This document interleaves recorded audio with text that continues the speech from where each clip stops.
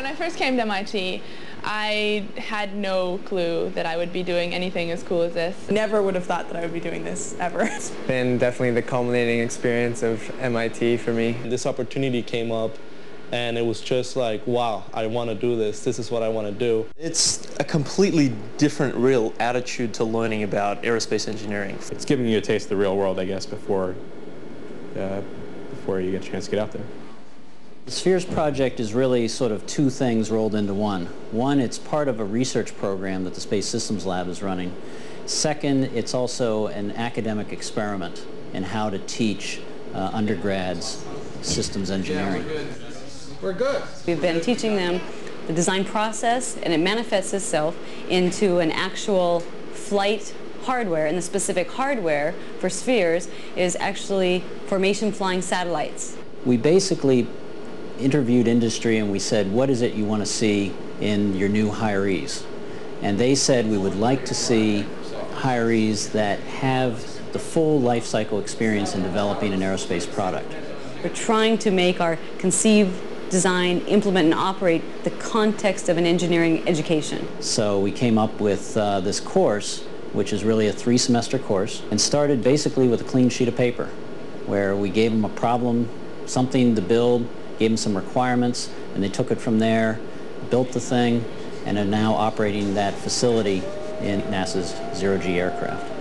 The students were presented with a basic concept and allowed to run with it in their own pursuits. The concept is that instead of building large, expensive satellites, we can make them cheaper by perhaps building smaller ones and coordinating their activities. One of the key uses of these formation flight technologies is for future space telescopes. You could have autonomous satellites spaced far apart, and the application there would be interferometry.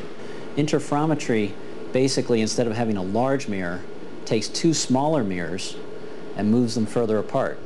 Now the angular acuity on the sky is no longer determined by these diameters, but is determined by this separation. Compared to the Great Hubble telescope, that's very large, you can now think of smaller satellites, but getting the same optical resolution. We can take smaller, less expensive mirrors. Instead of the 2.5-meter diameter of Hubble, move them out a kilometer.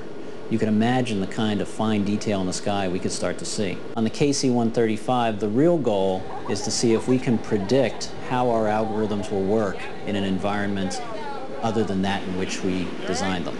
So we can't do that in the lab, we can't test in zero-G, but we can design controllers, go up on the KC-135, see how they behave in zero-G, and see how our predictive capability is. They did pretty much what they were supposed to do. You lift it up and let go, and it stabilizes itself. So we demonstrated that, which was one of the goals of the flights. I think that we got some good data on both what the sphere is doing and on what the plane is doing, because the plane does some pretty extreme stuff, and that what the plane does also affects how our experiment works.